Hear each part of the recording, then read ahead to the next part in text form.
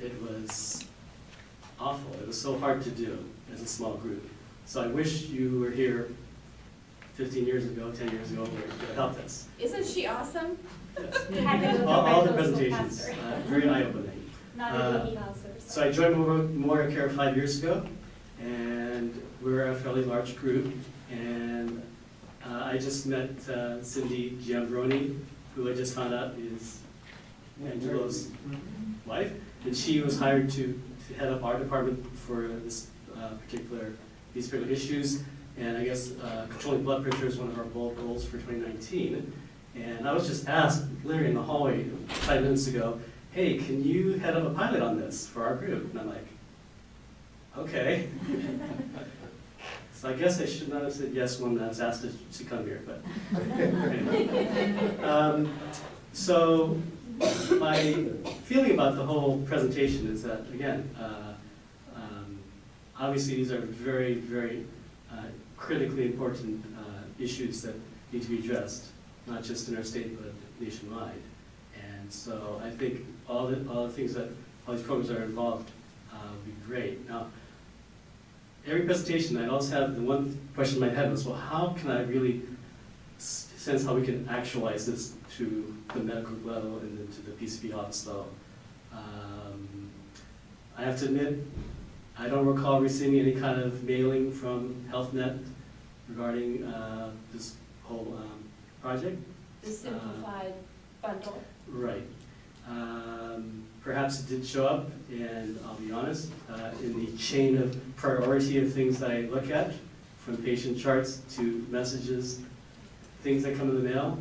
I think they've done studies that show that the average time that we look at those things is probably less than 5 seconds, and for me, it's often less than 1 second. It's usually open it, look at it, throw it in the HIPAA-compliant waste. So that'll be my first question is how, from at the medical level, how have you actually already engaged my group? Right. So I don't know about you specifically, but now I'm going to make a note. Memorial Care. I'm gonna make a note. It's a really large group, I'm sure you're then ask you at the to- senior leadership level. Yes. When you're done with your comments, we're going to move to Dr. Oliver Brooks from Watts Healthcare. So Just comments instead of questions right now, if you could. Just your reactions. Yeah. Okay. let me address this question. So what we tried to do was try to make sure this is not a separate mailing, fax, email that's going to you, that you don't have time to look at. We hope that the way you look at HEDIS and quality for HealthNet members is through something called a care gap list. Now, because you're part of Memorial Care probably has their own way to give the care gap list to you, which is a consolidated care gap list for all the health plans. So what we do is we go to Memorial Care, we say, here's HealthNet's list of RightCare initiative members that we would like you to reconcile with your consolidated care gap list that you're sending to your doctor, and to include these RightCare initiative members. Now, if you came up as somebody that had 10% compliance rate, then we actually requested Memorial Care medical director to see if they could interact with you or approach you or look at how can they engage with you to see if you, how your patients could be more compliant with the cardiovascular bundle.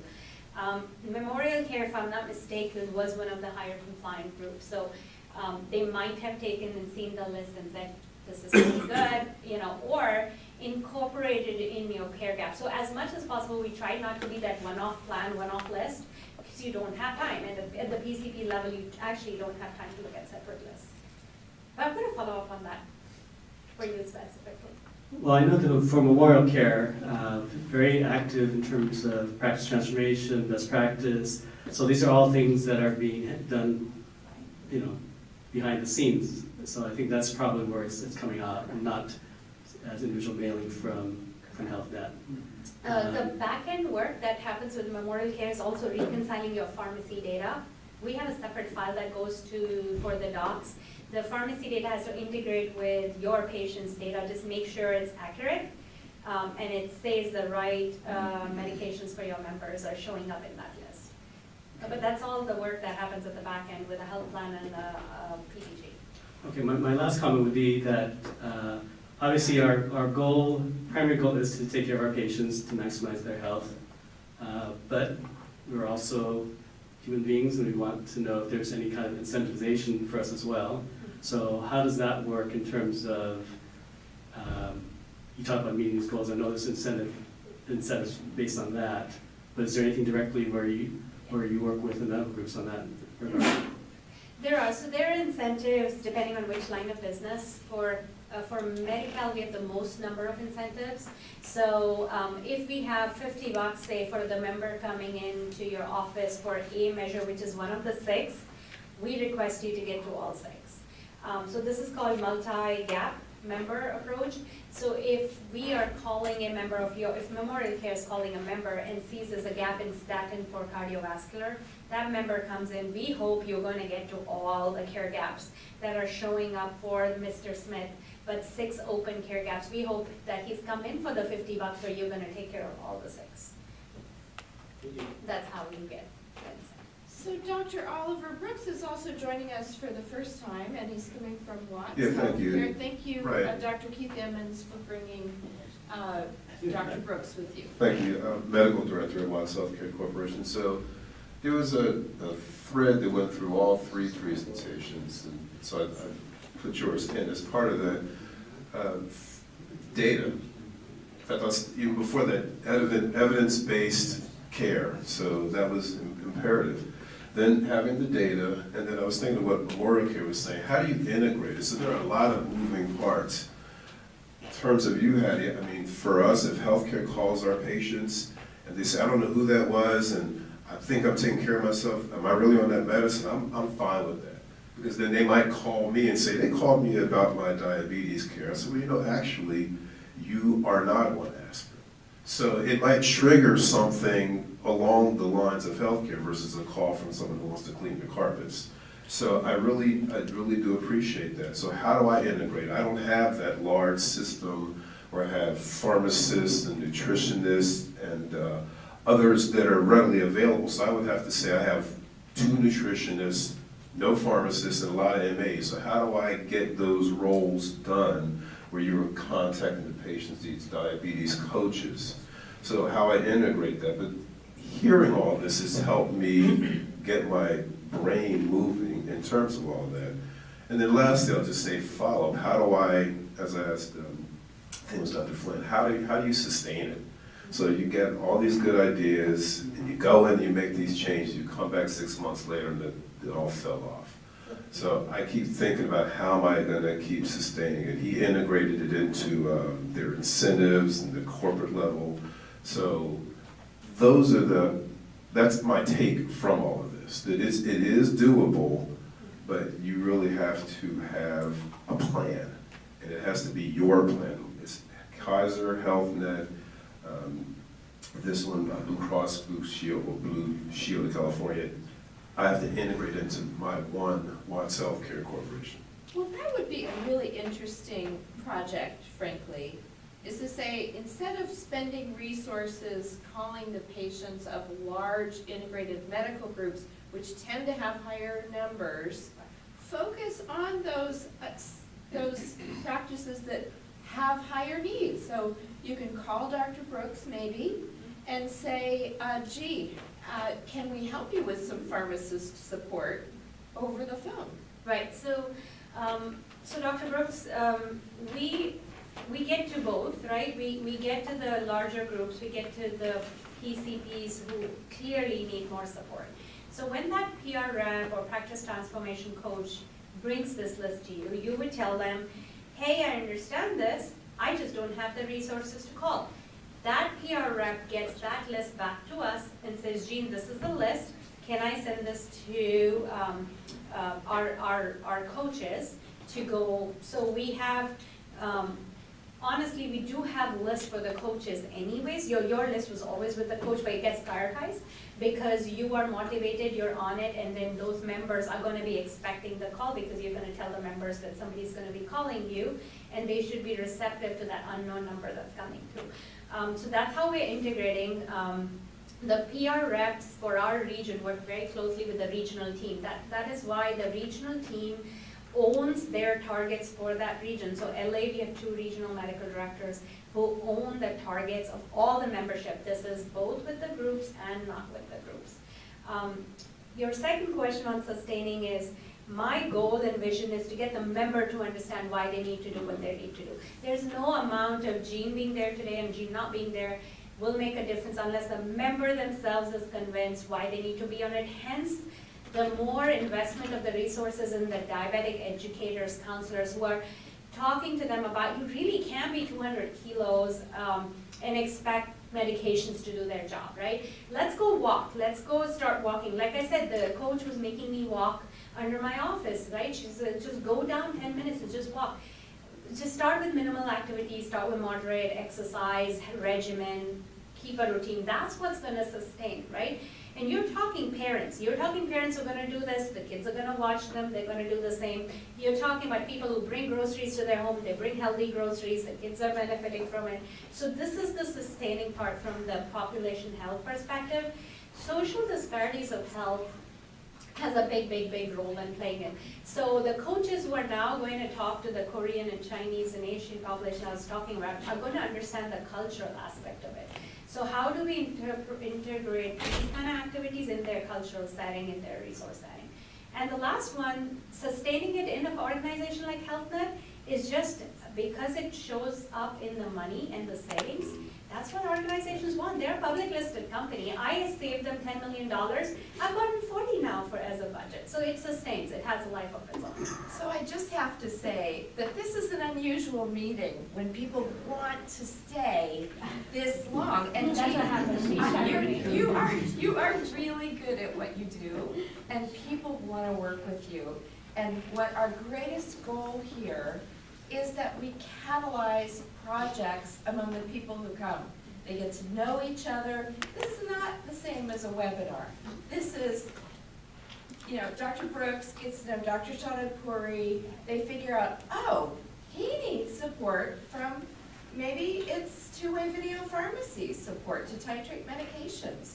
And that's an idea that came out of an early study we did in San Diego with UC San Diego and UCLA, where the conclusion was maybe what we need is to have a pharmacist beaming in to that primary care doctor's office so that the doctor can introduce the pharmacist in a warm handoff, so to speak, where you get to know the face-to-face, and then it can continue by telephone.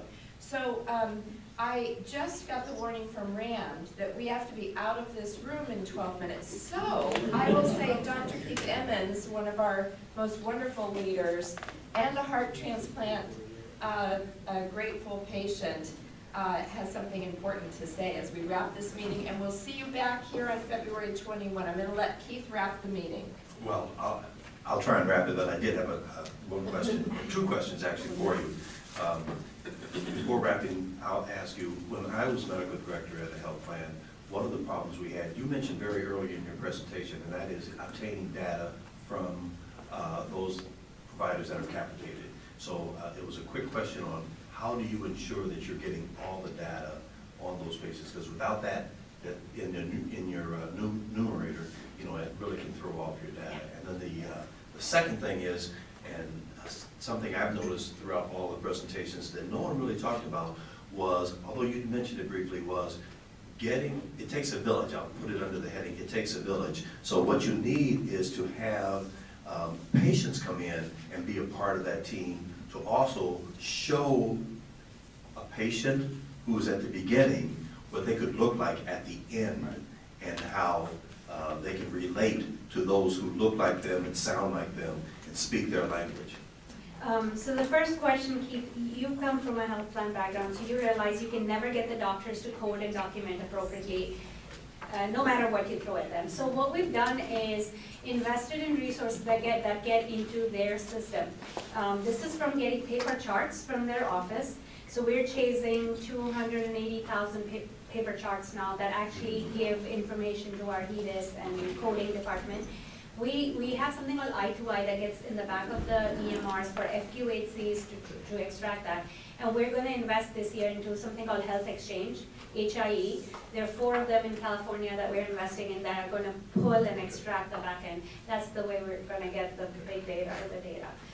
And the second question is, at the end of 2 years, we're gonna measure how many from a control group versus, control group is the people who we tried or couldn't get compliant, so we have a non-compliant group, compared to compliant group, how many strokes and cardiovascular events were there.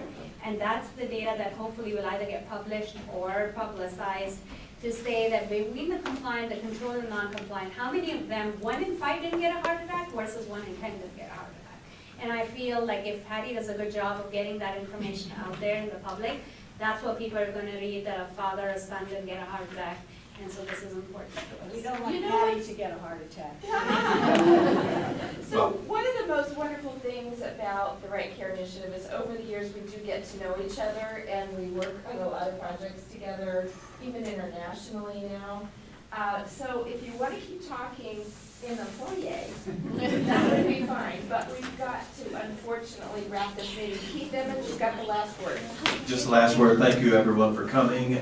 We're trying to increase our numbers and increase our diversity here in terms of types of organizations and the patients that they serve. So thank you, Dr. Oliver Brooks, for coming, and we'll see you all next month.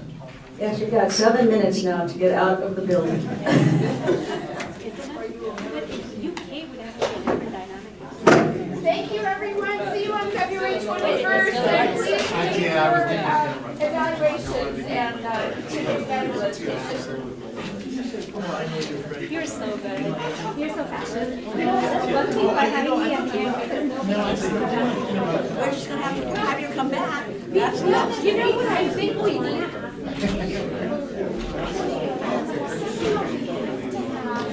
Like a panel with the medical directors of the medical groups, try to put that interaction, be a session on that very interface between the health plans and medical groups. Can you two help me plan a session?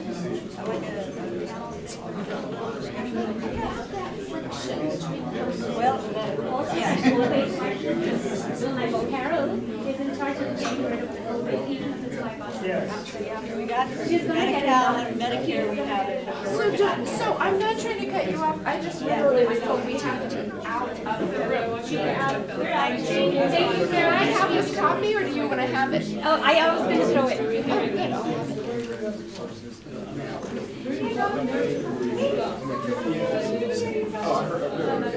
So it's the first time we've ever had it around the room.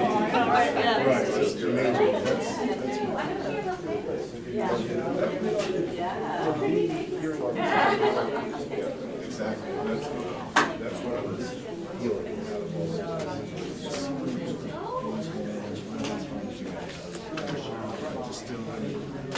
But for me, this is the part of the matter because, There's always a first for everything, and we've never gotten a book on the room before. Oh, yeah? Yeah, because people usually want to run off to beat the traffic.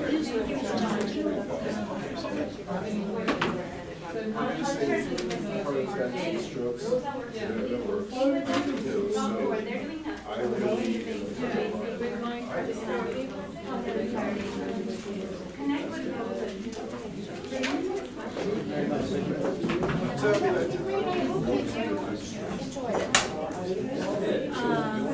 Let me actually find that list and send it to your patients and maybe your group's patients.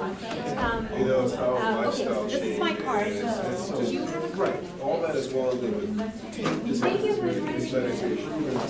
Memorial Care are those who have so much of them themselves. They're definitely resources. Do you ever go to the GLMs?